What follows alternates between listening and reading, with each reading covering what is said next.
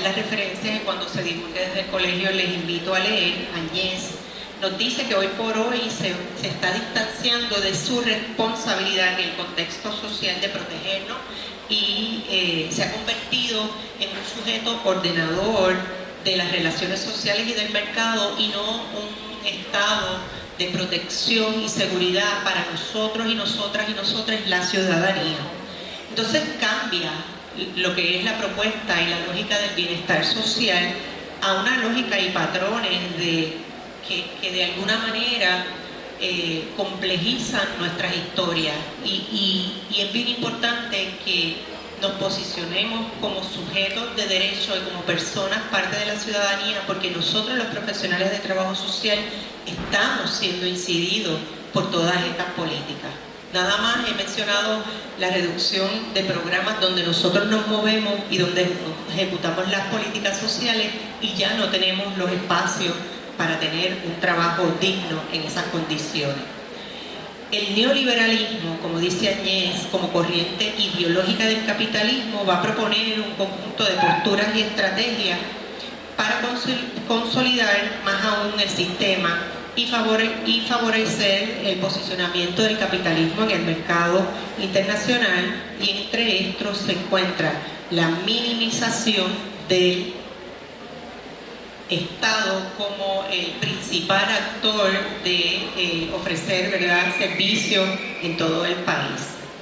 Esta cita me parece importante porque puntualiza que la reducción del Estado en tiempos de neoliberalismo crea cambios en el sistema y en la protección social de la ciudadanía y ya no se convierte, como dije y mencioné ahorita, como una prioridad. Así que ese desmantelamiento del servicio en la atención de servicios sociales, que son nuestro campo, ha alterado los espacios laborales donde nosotros nos insertamos como profesión. Y por ejemplo en Puerto Rico, en mi país, en el contexto de la política neoliberal y de una crisis fiscal, donde tenemos una deuda impagable reconocida por uno de los presidentes en un momento dado, nos ha llevado a unas condiciones casi dictatoriales y de fuerzas imperialistas en la toma de decisiones de atender los servicios sociales en el país. No sé si saben que yo vengo, bueno, sí deben saber que vengo de Puerto Rico, ya lo mencionamos, y en mi país hay una deuda tal que al tener una relación colonial territorial con Estados Unidos decidió, sin llevarlo a votación, imponernos una junta de supervisión fiscal. Esta junta es la que toma las decisiones de cuáles son los servicios esenciales en el país, y los servicios sociales no están reconocidos como servicios esenciales en Puerto Rico. Esto quiere decir que esta junta toma decisiones fiscales sobre nuestras vidas sin haber tenido una participación de nosotros como país en un proceso de votación democrática lamentablemente representativa, y en ese sentido cada vez más nuestros servicios sociales se van achicando. Y obviamente eso incide en la complejidad social que atendemos en nuestros escenarios de trabajo, no tan solo en nuestras condiciones laborales. Así que la crisis del capital ha guiado a mi país a un acelerado achicamiento del Estado y de los servicios. Ahora mismo estamos viviendo una situación de precariedad en términos del sistema de energía eléctrica, porque el Estado vende el sistema de distribución eléctrica, así que nosotros ahora mismo carecemos o estamos viviendo de tener electricidad en momentos y en otras no. Y ustedes se imaginan que en momentos donde casi todo es virtual o que nos hemos movido a la alta tecnología, no tener luz en nuestros hogares, en nuestro trabajo, es un grave problema que violenta el derecho actual de tener acceso a esas condiciones. Entonces, creo que eso les da cuenta que nosotros vivimos una cuestión social, como dice un colega, compañero Cabrera, que vivimos una cuestión social colonial. O sea, es una condición diferente tal vez a la cuestión social que ustedes viven en el marco de tener todo, ¿verdad? No, mentira, todavía no paso. No los quiero desorientar, no les quiero desorientar.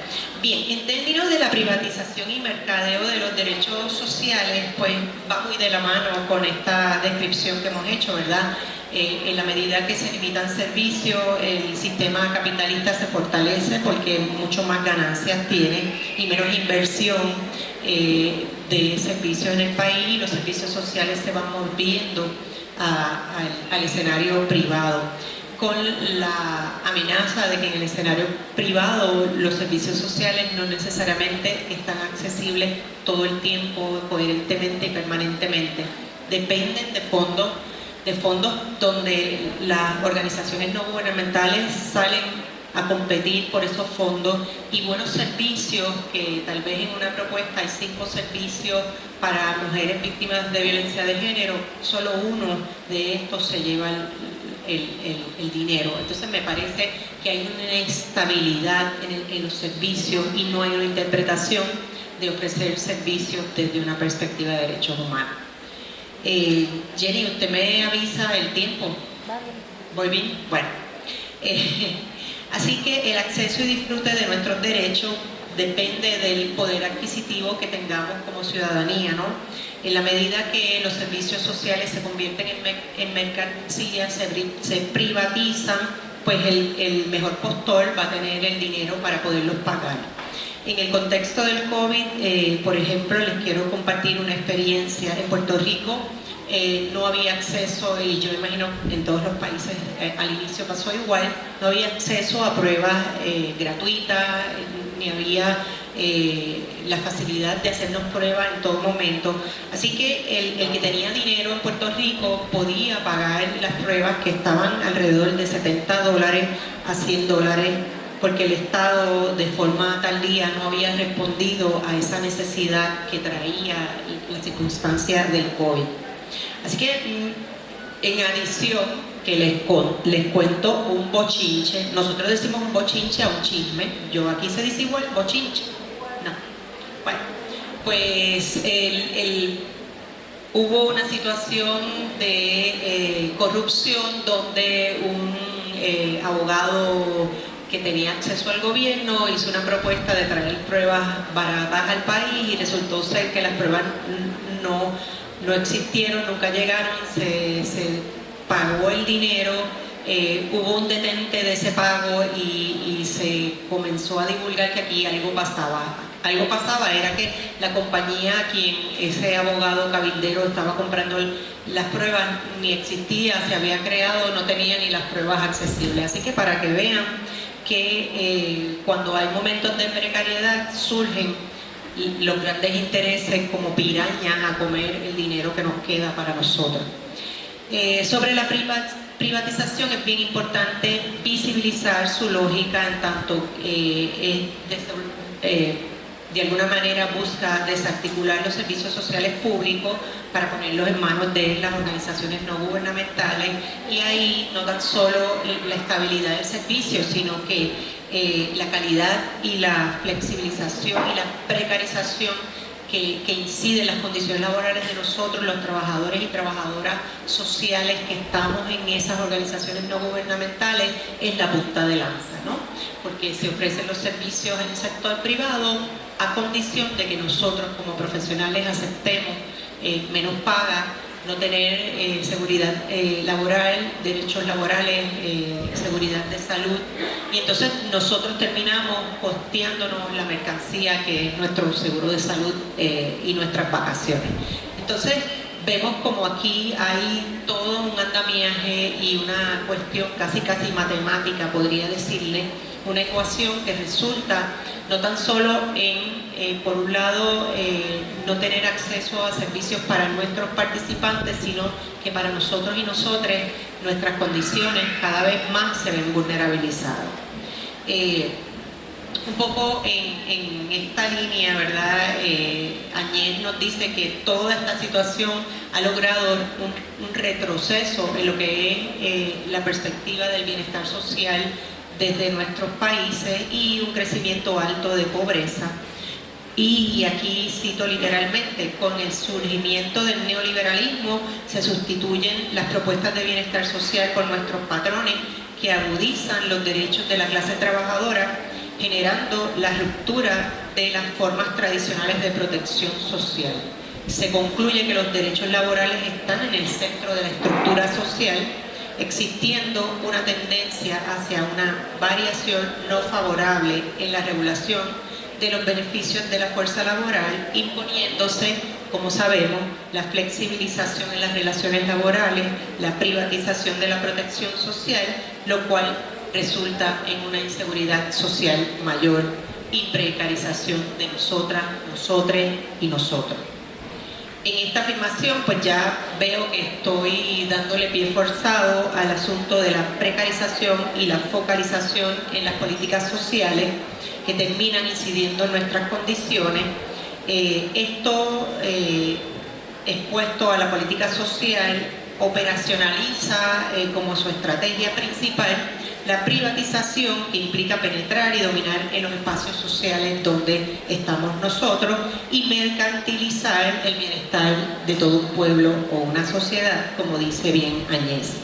Se focaliza la política social, se precarizan las propuestas del Estado en la atención de la cuestión social, y es a través de las instituciones sociales que se comienza ese discurso de la necesidad de privatizar los servicios porque el Estado incumple. Y eso en mi país es muy de moda, el pensar que el Estado, desde su discurso compartido, que los medios de comunicación se alinean a ese discurso, terminamos todas y todos pensando que el Estado no lo hace bien, que lo mejor es que todos los servicios en nuestros países estén privatizados. Por otro lado, el andamiaje o estructura ideal de este discurso de la fragmentación de la cuestión social, ¿verdad?, en las políticas sociales, focalizando en el individuo y en las poblaciones como los males sociales, ¿no?, posicionando a los sujetos humanos como los gestores o las causas de los problemas sociales que todas y todos atendemos en nuestros escenarios.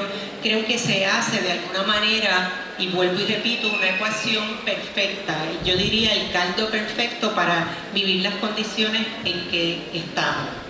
Neto nos dice que en el proceso de la intervención sobre la cuestión social y la articulación de estos dos procesos, ¿verdad?, la negación de las raíces de los problemas y la cuestión social que trabajamos, ¿verdad?, y sobrevalorizar, por otro lado, las responsabilidades personales en los sujetos que acompañamos y en nosotros mismos, me parece que aporta a que todos sintamos que el Estado pues ya no está cumpliendo su responsabilidad y que debe atenderse a través de otros servicios, en este caso los privados. En este sentido, Sena nos dice que la pandemia del COVID como problema global viene a desnudar, ¿verdad?, a ver esa radiografía del modelo de organización de la vida, exacerbando algunos aspectos con los que ya convivíamos y quizás pensábamos o los mirábamos inadvertidos, y aquí reside un evento de oportunidad. Y pienso, y me debo quitar esto porque ya tengo calor, les veo a ustedes de alguna manera soplándose, déjenme quitarme esto.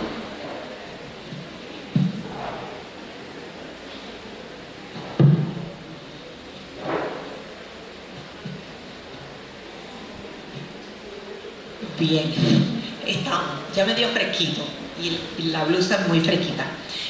Así que Sena nos dice que aquí con la pandemia hubo una oportunidad, y no es una oportunidad de decir que aquí pasó algo nuevo, sino que esta pandemia sindemia nos da la oportunidad de desnudar lo que estamos viviendo, reconocer que estamos en medio de una complejidad que ha atentado contra los servicios sociales y contra nuestras condiciones laborales, y en ese sentido él lo interpreta como una oportunidad. Yo veo que es una oportunidad, entre comillas, en tanto y cuanto necesitamos de muchas voluntades y de la voluntad del Estado para convertir esta oportunidad en momentos de crecimiento para el país. Entonces, de alguna manera me parece que el significado de la palabra oportunidad pues tiene una lógica en particular, y la lógica de lo inmediato, por ejemplo con el COVID, lo inmediato fue solucionarlo, meternos en las casas, prevenir la enfermedad sin considerar lo social. Pues aquí la oportunidad está en cómo tomamos los cuernos del toro con las manos y asumimos la responsabilidad de atender la complejidad social que nos aqueja. Entonces me parece que en ese momento comenzamos a nosotras que estábamos en la calle a sufrir un evento casi de paralización, de shock, y aquí pues quisiera citar a Esquivel y Falla, que en su presentación hablaban de que de alguna manera el gremio profesional se vio paralizado con esta situación del COVID, y no paralizado en términos de salir a la calle, porque nos queda claro que la mayoría de nosotros estábamos en la calle ofreciendo servicios. Quienes trabajan en comunidad siguieron sirviendo, quienes trabajan en hospitales siguieron sirviendo. Entonces no es una paralización meramente de no accionar, sino de no profundizar tal vez en que aquí habían situaciones que atender y que había este cambio en la lógica de nuestras vidas tenía un impacto en lo que son los derechos humanos. En el caso del COVID vimos cómo en nuestros países los discursos oficiales iban dirigidos al manejo de la pandemia, como dije, en términos de salud, pero no a mirar otros ámbitos, y más que nada, de momento también el discurso de la economía, del mercado, vinieron a tomar y retomar la discusión del manejo del COVID en nuestros países. Las políticas sociales se focalizaron en la intención de no abordar las causas que logran las condiciones de desigualdad y pobreza de nuestra ciudadanía, y creo que en los pasados días tuvieron la invitación de un colega argentino, Mayardi, que nos dice, Mayardi aquí pienso que atina en decirnos, cuando afirma que en el análisis de las políticas sociales, en su lógica, de alguna manera hay una propuesta de alineación con el capital que a nuestro juicio no es posible que combata esa complejidad social que nosotras y nosotros conocemos en nuestros escenarios de trabajo. En términos de los cambios en asuntos laborales y en condiciones laborales y en legislación laboral, ya nosotros llevamos el arrastre como países de recibir precarización en las condiciones laborales, tanto públicas como en el sector privado. En este contexto de la pandemia, los recortes vinieron entonces a ser recortes mucho más agresivos cuando terminamos el encierre, y el Estado se alineó a generar política social que favorecía los intereses del capital implicados en el mercado laboral. Desde esta configuración, la alianza entre el Estado y el capital, que impone obviamente la globalización y la movilización rápida de la información, Alayón, que es bien citado por Añez, nos dice esta condición, ¿verdad?, desindustrializa y desproletariza con el cambio tecnológico, la flexibilización y la desregulación, dado que la nueva división mundial del trabajo y la productividad convierten en anacrónicas las estructuras nacionales, ya que la lógica del mercado mundial no responde a esos proyectos de soberanía. ¿Estamos bien en tiempo? ¿Sí? Vale.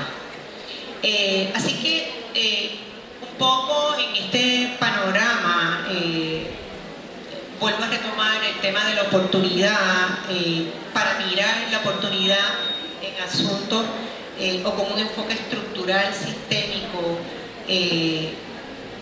de retar esos cambios laborales que nos están imponiendo, que atentan y que en nuestras sociedades se legitiman como una llamada crisis económica, una crisis del capital que al fin y a la cansada es la crisis de no ganar mucho, pero a costa de nuestras vidas. Y entonces me parece que las condiciones de trabajo están ya maltrechas y con esta situación contextual, los cambios en las políticas laborales han ido acelerando y trayendo mucha más asuntos de complejidad en nuestras condiciones. En Puerto Rico venimos con el arrastre de 3 reformas, y vuelvo y les hago entre comillas, 3 reformas laborales y la eliminación de los sindicatos para de alguna manera reducir la resistencia y la lucha que trae la cuestión social desde el ámbito laboral. Y esas 3 reformas laborales y eliminación de los sindicatos han vulnerabilizado lo que son las resistencias de nuestro país en términos del trabajo. Inclusive hay todo un discurso de criminalizar y demonizar los sindicatos para que ya dejen de existir, porque pues se interpretan como sanguijuelas del pueblo trabajador que nada aportan. Y la eliminación entonces de todo convenio colectivo pues ha vulnerabilizado en sí lo que son nuestras condiciones. Qué bien, hay niños por ahí. Cuando el Estado desarticula y desmantela el sistema de bienestar social, incide en crear en política pública que pues también elimina protección laboral de la clase trabajadora y violenta nuestros derechos humanos y nuestros derechos laborales y todo lo que es la organización, las luchas sociales, como ya dije. Creo que en esa dirección me parece importante hablar de los últimos puntos, que es la confabulación, conservadurismo, neoliberalismo y amenaza a la democracia. Esta también es otra ecuación sumamente, casi inviolable, inmutable, que viene a violentar lo que son nuestras condiciones, los servicios sociales y nuestras condiciones laborales, y pues las integro todas porque me parece que tienen una alianza muy importante.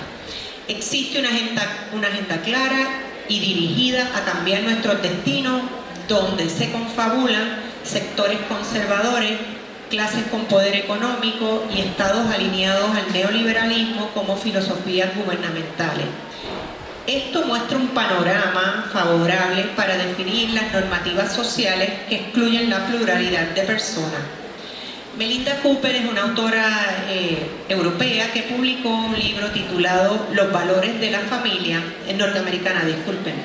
Ella en particular describe estas confabulaciones ideológicas y conservadoras y de supremacía con el capitalismo, rechazando cualquier ideología desde los feminismos, ideologías posmodernas, ideologías de defensa de derechos humanos y un discurso contra las familias no tradicionales que agobia a nuestra población y lo que son las amenazas de lo que es la diversidad sexual. En un análisis histórico-crítico reconocemos que las ideologías detrás del patriarcado y rechazo de la diversidad sostienen el orden económico y político que nos contextualiza y logran alinear a la ciudadanía con discursos de prácticas religiosas sumamente conservadoras y prácticas culturales que defienden el mantenimiento de normas tradicionales. Ese ideal de la defensa de la función de las familias en sociedad, ¿verdad?, y el sostenimiento de las familias como parte de la división sexual del trabajo, muestra evidentemente un asunto de expectativas sociales que han resultado históricamente en situaciones insostenibles para lo que es la equidad de género, lo que es el resultado de la violencia de género y otros abusos. En el libro en referencia, esta autora visibiliza los discursos construidos que incluyen posicionar la cuestión social en los problemas individuales por la falta de valores y todo el discurso que aquí el asunto son pérdida de valores en la familia, como un discurso que pone una mirada letal sobre lo que son las familias diversas, lo que son los movimientos sociales, los grupos que se distancian y que algunos tipifican como grupos de izquierda, lo que es la diversidad sexual, lo que son las mujeres, y todos los que alcen la voz contra el Estado, ¿no? Y obviamente quienes alzan la voz contra el Estado, pero quienes alzan la voz también en defensa de un Estado o de que el Estado asuma su responsabilidad del estado de bienestar social. Que ahorita me asusté cuando el presidente decía que ustedes están en camino de perder su estado de bienestar. Nosotros ya no hablamos de estado de bienestar social en el país, ahora hablamos de las políticas sociales como el andamiaje que está respondiendo a las necesidades de la ciudadanía.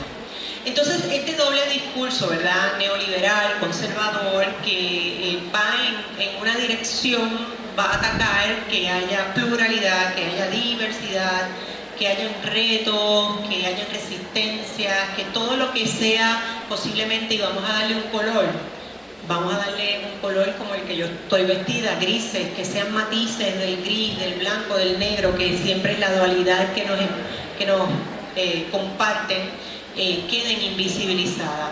Un ejemplo clásico de esta alianza lo fue y lo vivimos en la época de los 90, 80, 90 con Margaret Thatcher y Bush. Y Margaret Thatcher en particular decía que los problemas sociales estaban complejos y que solo se solucionaban con fortalecer las familias tradicionales. Entonces todo ese discurso avanzó en esa mirada neoliberal, ¿verdad?, que vino a definir y a decidir cómo se manejaban los estados y qué eran las políticas en el futuro. Todo esto es una radiografía resumida de lo que vivimos. Traté de ser, ¿verdad?, resumida y no darles mucha data, pero todos estos esfuerzos vienen y siguen con discursos de la diferencia, vienen vulnerando obviamente la posibilidad de tener una democracia participativa, que no sea solamente ir a votar. En mi país son cada 4 años, no sé cuánto es aquí, y cada 4 años votamos por una serie de representantes que finalmente terminan haciendo lo que no se comprometieron a hacer.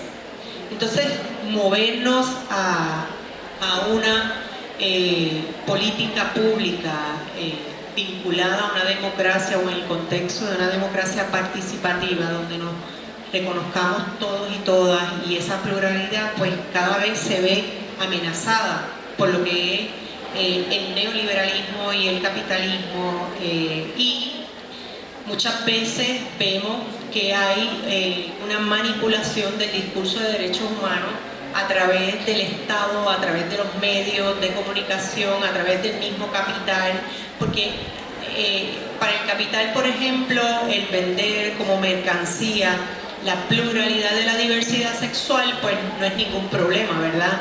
Que exista la gente gay, lesbiana, bisexuales, trans, queer, plus, todo lo que haya, ¿no?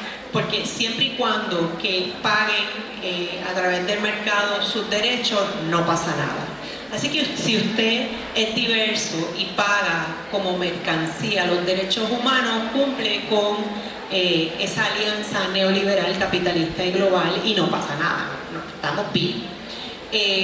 Todos estos esfuerzos, ¿verdad?, siguen vulnerabilizando nuestra condición de posibilidad y siguen apuntando a reducir el gasto público, o mejor dicho, de alguna manera guía a los programas sociales y económicos con una doctrina y actividad dirigida a reducir el gasto público, a flexibilizar las relaciones laborales, a desregularizar las relaciones laborales, apertura del mercado a la competencia de nuestros derechos humanos, amenaza a esos derechos humanos día a día, y eso es básicamente lo que nosotros vivimos.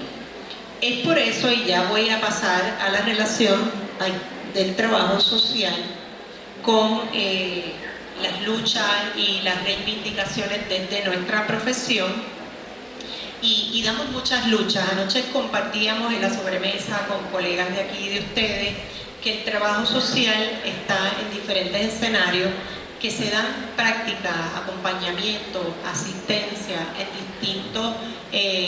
con distintas metodologías, de forma individual, de forma grupal, comunitaria, y desde el aspecto de presionar a la política pública y social para aportar desde el trabajo social, y nosotros como trabajadores sociales, siempre y cuando estemos moviéndonos vinculados a los derechos humanos y a la exigencia de esos derechos humanos, estamos todas y todas asumiendo. Y yo tengo que decir, y un poco, esto sí lo quiero leer literal, para que sepan quién soy y quién se paró aquí a hablar con ustedes. Yo desde mi profesión me asumo anti-neoliberalismo, anticonservadora y anticapitalista. Me asumo así porque entiendo que la perspectiva de derechos humanos debe ser el vínculo que logre hacer el mejor trabajo social en cualquiera de nuestros escenarios, con cualquiera de nuestras poblaciones, siempre y cuando nosotros tengamos claro nuestro guía, y el compañero presidente les hablaba, moviéndonos hacia la justicia social. Estamos haciendo el trabajo social, ético-político que requerimos en nuestros tiempos, en todos los niveles de intervención y en todos los espacios que tenemos.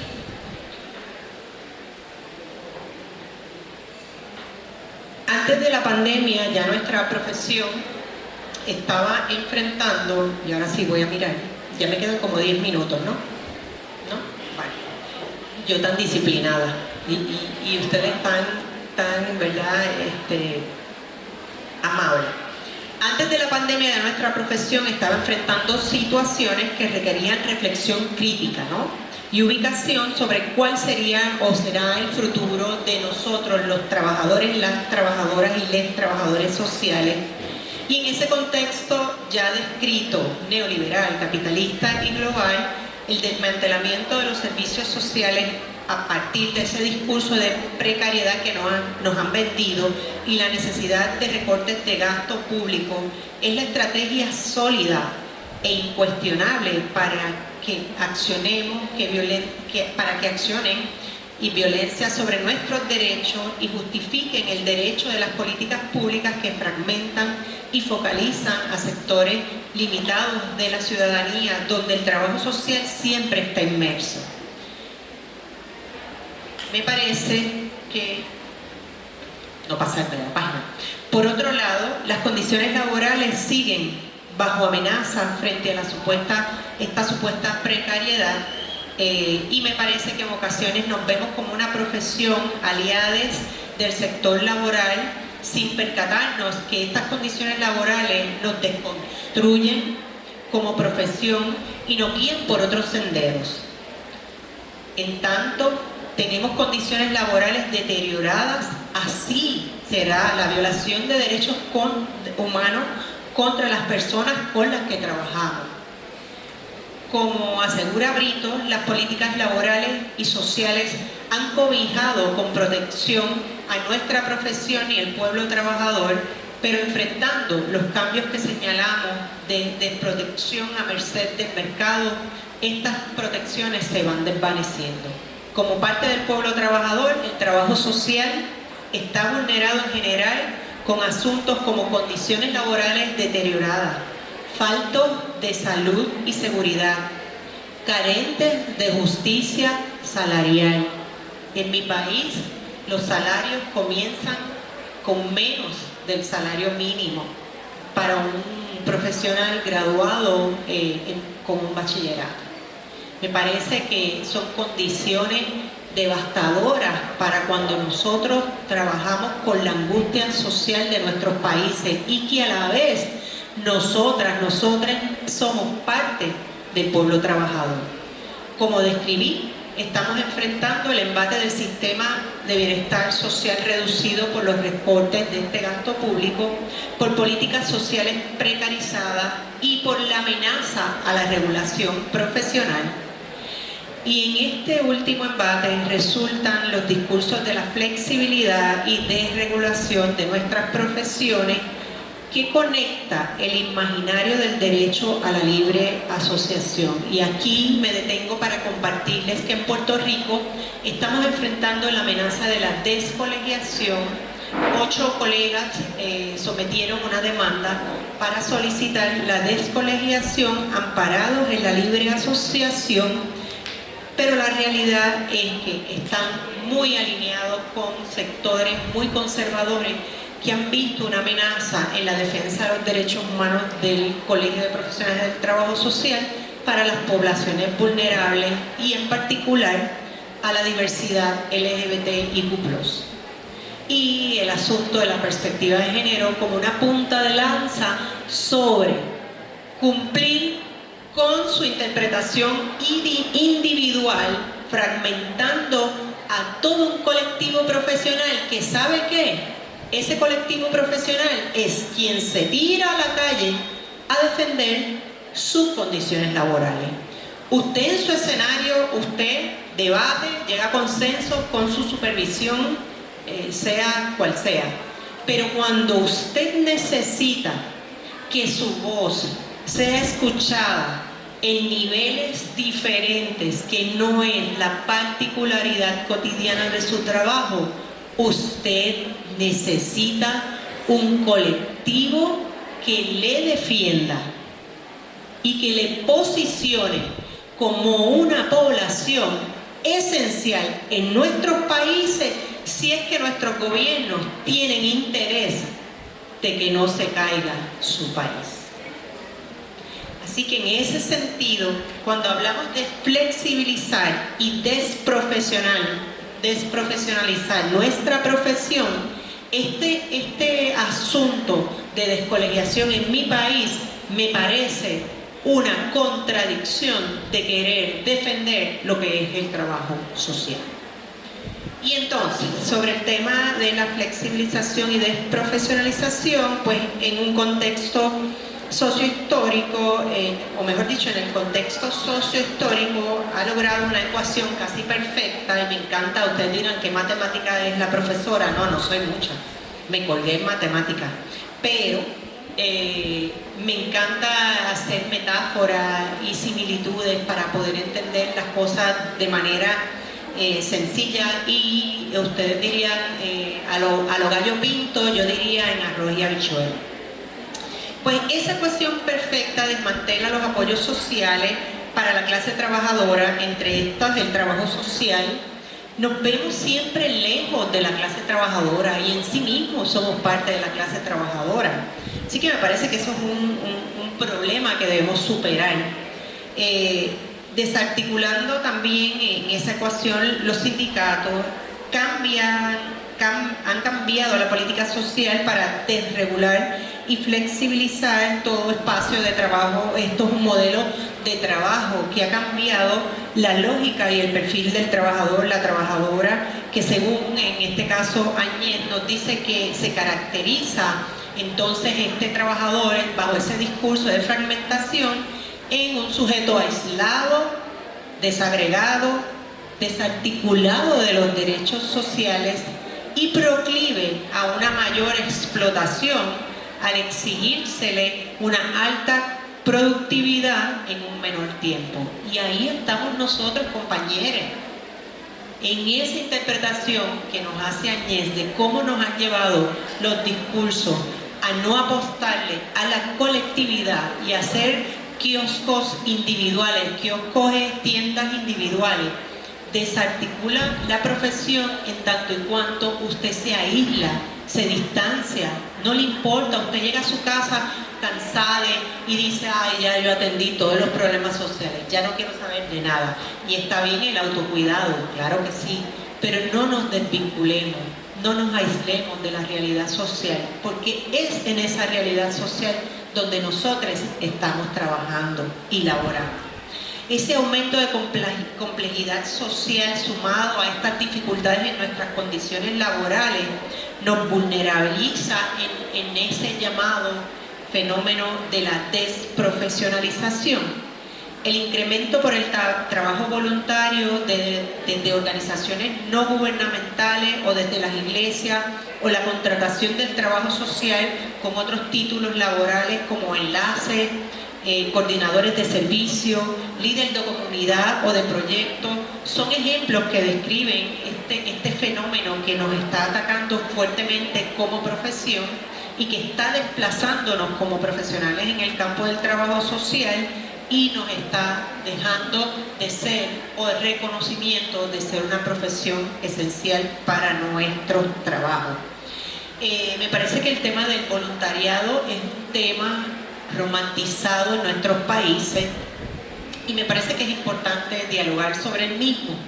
En mi país, por ejemplo, los estudiantes en primaria se les pide un tiempo de labor voluntaria, y asimismo otras personas asumen labor voluntaria en los asuntos sociales, en la cuestión social, y de alguna manera van desplazando la función profesional de ustedes que se formaron, que estuvieron en periodos aportando y aprendiendo sobre conocimiento oficial y profesional que deberían ejercer, y el movimiento y el fenómeno de desprofesionalizarnos implica faltarle a esa imagen y credibilidad que tenemos como profesión.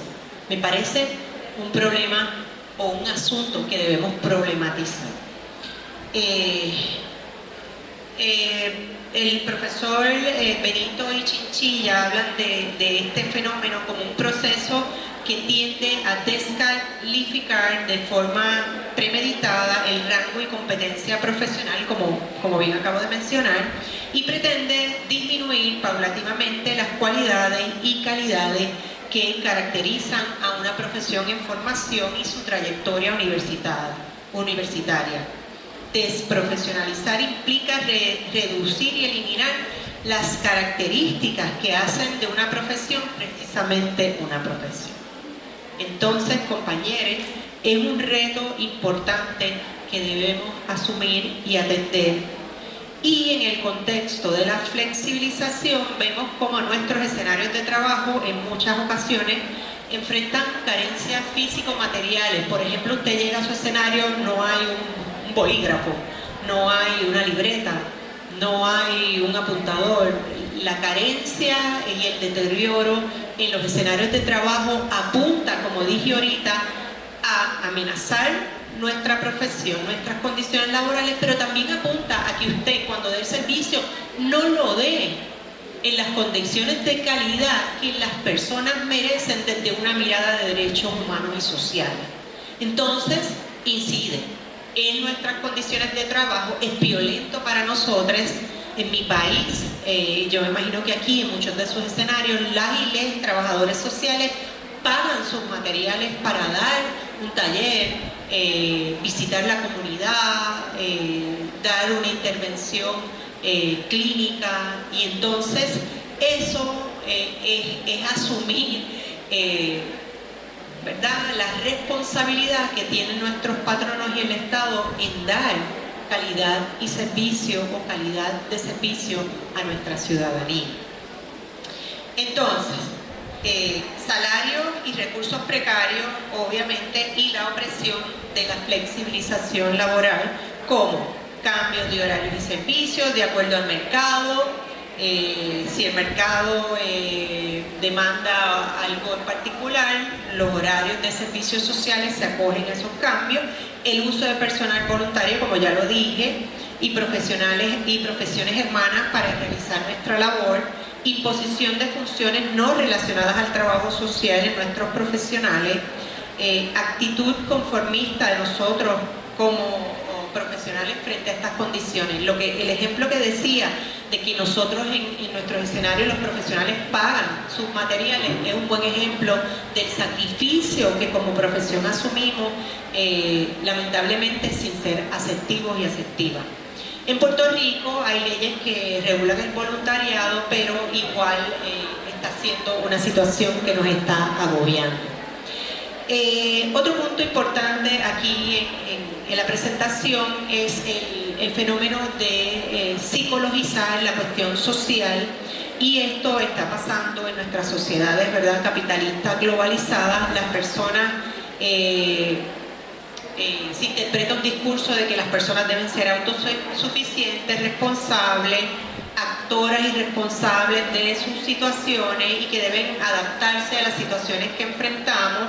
Y esto obviamente en términos del trabajo social precariza esa interpretación del sujeto social como un sujeto de derechos humanos, o violenta esa interpretación de respeto a nuestras poblaciones y respeto a que hayan servicios accesibles a nuestra población en general.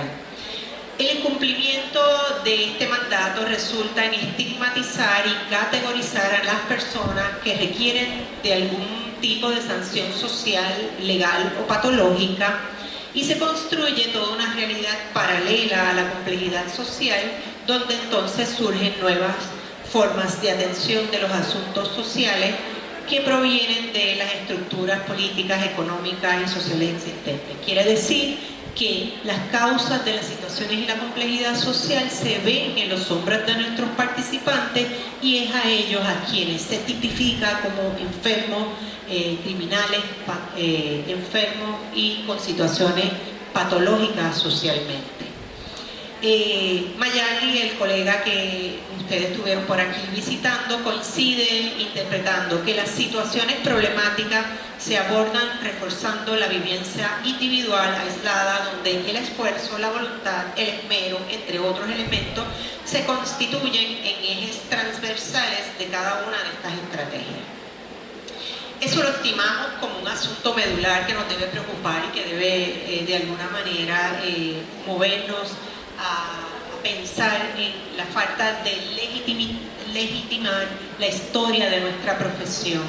Nuestra profesión tiene una historia hermosa en Latinoamérica, en el Caribe, y debemos seguir defendiendo esa historia sin negarnos a las transformaciones, ¿verdad?, y a las nuevas complejidades, y enfrentarlas de esa manera, pero no sin perder los principios fundamentales de nuestra profesión. Convertirnos exclusivamente las situaciones sociales en patologías personales, el impacto de este discurso deja al margen la posibilidad de enfrentar las raíces de las situaciones sociales en nuestros países y de buscar solución. Y me gustaría citar al colega Víctor Iván García, el cual trabaja muchísimo el tema de las violencias en nuestro país. Víctor Iván asegura que es una injusticia inaceptable poner en las personas la culpa de los problemas estructurales y contextuales violentos que viven y no pueden solucionar. Este autor inclusive tipifica este fenómeno como una estrategia vil del Estado o del sistema. El trabajador social individualizado es importante y necesario, pero no podemos desvincularlo, como dije ahorita, de la realidad social. Otro de los fenómenos enfrentados es el emprenderismo y trabajo independiente como alternativa y contradicción actual. Este tipo de empleo llega como un discurso romántico de liberarnos de los patrones, ¿verdad?, de ya no tener un jefe, una jefa o una directora, una supervisora sobre nuestros hombros, pero esto suplanta el asunto de la seguridad laboral, los derechos laborales adquiridos, requiriendo que nosotras y nosotres vayamos al mercado a tener o autogestionar nuestros derechos humanos como la salud, educación y vivienda, y esto ya lo comentaba, ¿verdad? Brito nos dice que este tipo de contratación nueva en el escenario trae unos retos importantes, pero más que nada lleva a precarizar laboralmente nuestros escenarios de trabajo, y que la contratación por servicio profesional o trabajo o contratos por tiempo y a medio tiempo, pasantías, entre otras, como formas alternas de contratación, no aseguran el bienestar y la seguridad de nuestros y nuestros colegas. Son formas en el marco estructural legal que validan como el trabajo social del siglo XXI, como le han llamado en mi país. O sea, estas estrategias, muchos en mi país le han llamado que ese es el trabajo social del siglo XXI, uno precarizado en las peores condiciones. Lo importante es reflexionar en cómo estas contrataciones impactan, ¿verdad?, tanto los derechos sociales de las personas que atendemos como nuestras condiciones. Y aquí Britos también señala que estas contradicciones se vinculan directamente a la precarización laboral y que las características principales de esta forma de empleo son la inseguridad en la relación laboral, el menor control sobre condiciones de trabajo y remuneración, la posibilidad de que usted se desarrolle, pueda tener como reto profesional ser tal vez directora de un área, superarse y desarrollarse, pues quedan invisibilizadas. Remuneraciones más bajas frente a las tareas similares y el debilitamiento de la protección social y menos cobertura, pues ya lo dije, del sistema de bienestar social. Estamos pisando, y aquí esto es algo muy mío, estamos pisando sobre caminos inestables con ladrillos movibles, lo cual termina incidiendo en los servicios y asistencia social que ofrecemos desde el trabajo social. El fortalecimiento de las nuevas formas de trabajo en nuestro campo con la llegada de la pandemia fue inminente, confrontando retos ético-políticos que debemos discutir, y menciono algunos de estos que están ahí: la autoayuda, el trabajo social clínico, el coaching, el teletrabajo, estas nuevas formas de trabajo social en los distintos y con los diversos escenarios de contratación, con los fenómenos que ya hablábamos, ¿verdad?, de flexibilización, de llevar las demandas sociales al mercado, precarizan nuestros escenarios laborales, y que en la pandemia el asunto de adelantar, mercantilizar nuestros derechos sociales están ahí, y patologizar los asuntos sociales comenzaron en camino o en grandes pasos, o mejor dicho, en pasos agrandados. Esto es un imperativo para discutir y reflexionar en el ejercicio de la profesión sin distanciarnos de un enfoque histórico crítico y contextualizar nuestra práctica alineada a nuestros principios, como decía. Tiempo. Ya pasé el tiempo. Bueno, pues entonces voy a adelantar un poco. Compañeros en mi país se unieron en colaboración, inclusive en un momento dado, con Costa Rica y otros países para hablar sobre los asuntos de condiciones laborales y hacer una descripción en Latinoamérica y en Puerto Rico. Y en particular nosotros en Puerto Rico también tuvimos una investigación que iba dirigida al asunto de mirar las condiciones laborales de nosotros en el país. Esto en trabajo social, vamos a ver que no me vaya a pasar. Aquí estamos. Así que vimos que teníamos unas situaciones precarias antes de recibir la pandemia-sindemia, y luego con la pandemia-sindemia comenzamos a tener el reto de trabajar con una lógica distinta desde el trabajo social. Ya la lógica presencial no era la lógica de nuestro servicio. ¿Cómo pensamos el trabajo social a la distancia, de forma virtual, aunque sabemos y reconocemos que la virtualidad vino, como dicen en todos los países, para quedarse en medio de la pandemia, y de seguro aquí en Costa Rica nosotros primero nos tiramos a la calle sin las mejores condiciones, sin tener materiales en nuestro país.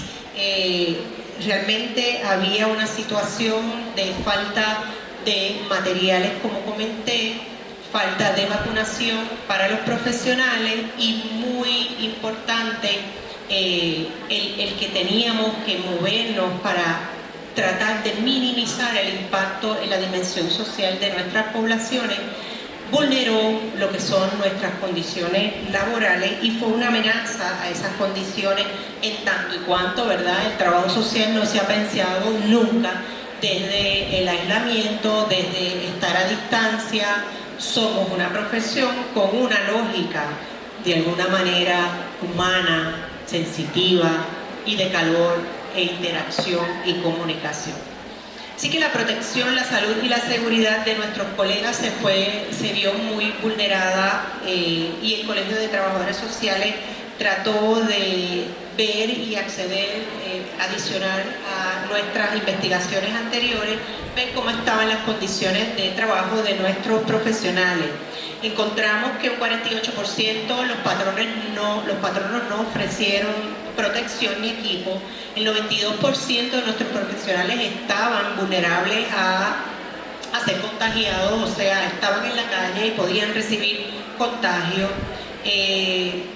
357 de los profesionales denunciaron condiciones laborales negativas y no tener protocolos de protección, y solo un 10% se sentía seguro en sus escenarios de trabajo. Así que teníamos unas situaciones muy precarias, y esto no tan solo estaba pasando en nuestros escenarios de trabajo, sino que también las organizaciones internacionales comenzaron a denunciar que el trabajo social estaba en el escenario, en el campo de batalla, que se debía considerar como una profesión esencial y que deberíamos tener el reconocimiento internacional y nacional de esta condición. Siempre el discurso era que las personas en el área de salud eran primeros respondedores, pero como ya argumenté, nuestros países no le apuntaban a discutir precisamente que habían situaciones sociales que atender. Y en esa dirección, la Federación Internacional, ¿verdad?, vio de alguna manera que debíamos ser reconocidos y reconocidas como profesiones de primera línea, de primera respuesta y profesiones esenciales. Nosotros intentamos someter varios proyectos, pero como había encierro, ir a la legislatura a hacer cabildeo era casi imposible, y uno de los proyectos pues se quedó en la gaveta de nuestros legisladores. Aquí un poco es lo que ustedes estaban enfrentando según los profesionales que mencioné anteriormente que participaron en una conferencia. Ellos nos dijeron, y ustedes deben saber, que estas eran sus condiciones, las situaciones que estaban enfrentando, y que desde esa nueva lógica del trabajo social habían situaciones nuevas que trabajar. Una de las situaciones que me pareció interesante desde sus colegas aquí era que la pandemia venía también a desarticular la posibilidad de organizarnos, ¿no?, de que nosotros nos pudiésemos hablar y pudiésemos reaccionar de forma colectiva a las situaciones enfrentadas,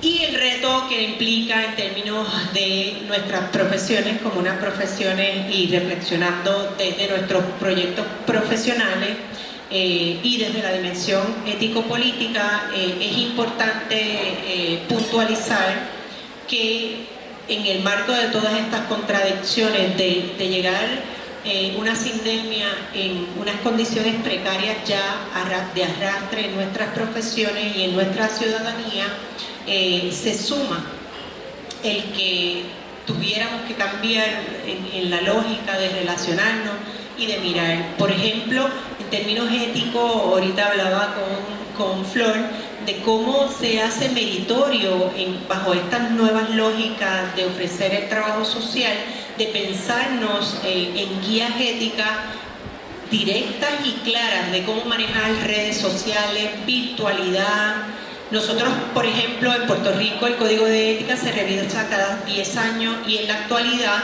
esa revisión nos faltan 2 años y se nos hace casi necesario y hemos pensado en revisar el código bajo esta nueva lógica.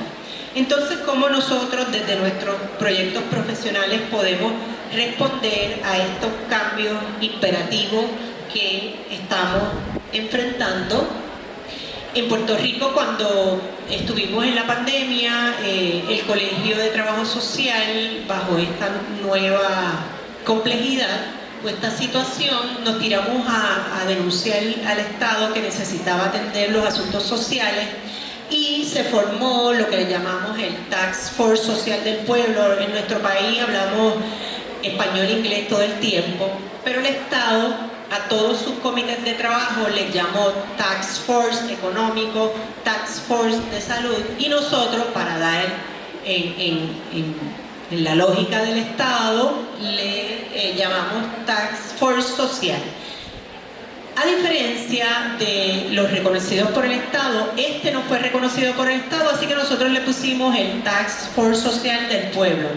Más de 100 organizaciones nos organizamos, nos tiramos a compartir propuestas, investigamos, reconocimos lo que estaba pasando en la comunidad y llevamos propuestas al gobierno. Y eso es un nivel que tiene que ver desde el servicio clínico directo a familias hasta el servicio de organización y gestión ético-política o política desde el trabajo social. Y entonces, esto fue una buena experiencia que nos ayudó de alguna manera a trabajar. Esto es una cita de Yamamoto que nos invita a reflexionar sobre el futuro que tenemos sobre nuestra, ¿verdad?, en nuestros países y en nuestras naciones y cómo mundialmente tenemos retos que seguimos arrastrando y que en medio de la pandemia pues estuvieron ahí. Quiero pasar y no quiero dejar de posicionarnos desde nuestros proyectos éticos políticos. Cuando hablamos de proyectos éticos políticos estamos hablando de que nosotros como profesionales tenemos una guía y un código de ética y principios que seguimos y eso dirige nuestra acción. Y esa acción, ¿verdad?, desde los valores y principios que tenemos, apunta y se alinea a defensa, exigibilidad y expansión de los derechos humanos. Nosotros en Puerto Rico tenemos una comisión del proyecto ético político y esa comisión data del 2008, está presente, estamos accionados. Esto es un dibujo de lo que es nuestro proyecto profesional. Como ven ahí, hay un árbol, el árbol implica los retos que tenemos, lo que somos como organización y nuestra base desde el código de ética, nuestros principios, los valores que terminan en poder ayudarnos a enfrentar. Tenemos muchísimos retos desde el pensar y criticar y repensar asuntos importantes, no tan solo lo que he compartido aquí, sino otros que tenemos por ahí. Aquí está. Vivimos enfrentando esta cuestión social y complejidad social, debemos apostarle a la colectividad y ya para finalizar les comento y como reflexión final les digo, son varios autores que nos invitan a mirar desde un enfoque histórico y crítico nuestra realidad actual, superar la complejidad social, superar el asunto de que el Estado nos mueva a modelos que se distancien de lo que es el asegurar los servicios desde una perspectiva de derechos humanos en nuestros escenarios y proteger nuestras condiciones laborales como profesionales. Me parece que es fundamental que tengamos análisis histórico crítico desde todas estas dimensiones discutidas hoy. Como vieron, les pasé una laminilla donde hablaba de nuestra génesis, de nuestra profesión, cómo la profesión aporta o no a que nosotros podamos enfrentar esta complejidad y cuestión social. Y es un compromiso que nosotros debemos asumir desde una profesión que debe reflexionar de forma crítica sobre el futuro de la misma. Es a través de la investigación, no quiero dejar la investigación como parte y me parece genial que en su colegio tengan una unidad de investigación y que sean precursores. Es la investigación la que nos puede dar cuenta de cómo podemos ir accionando hacia el futuro, defendiendo nuestros proyectos, defendiendo nuestra profesión y defendiendo los derechos de la ciudadanía y lo de nosotros mismos como profesionales. Es importante partir de una interpretación crítica de los derechos humanos y en especial los sociales, que no se han ganado como dádivas y regalos del Estado. Han costado lucha, sudor, resistencia. Ese reconocimiento de la historia es el que debemos hacer. Esos derechos no los debemos ceder porque haya un discurso de precariedad y de austeridad como pasa en nuestros países y desde el Estado. Los derechos no se regalan, no se negocian. Si ya los obtuvimos, no los podemos perder. Así que seguimos enfrentando retos y creo que la cuestión social de antes y después debemos declarar que la sindemia y la pandemia vulnerabilizó nuestra complejidad social y ha vulnerabilizado nuestras condiciones laborales, pero creo, y aquí acabo, es el momento de reflexionar de forma crítica de este imperativo sindémico sobre nuestra profesión. Trabajar desde nuestros colectivos nos brinda esperanza, pero más que nada fortalece el poder político que tenemos como profesión de incidir en la política pública, de incidir en la política social y de incidir por nuestras condiciones laborales y por la ciudadanía. Muchas gracias.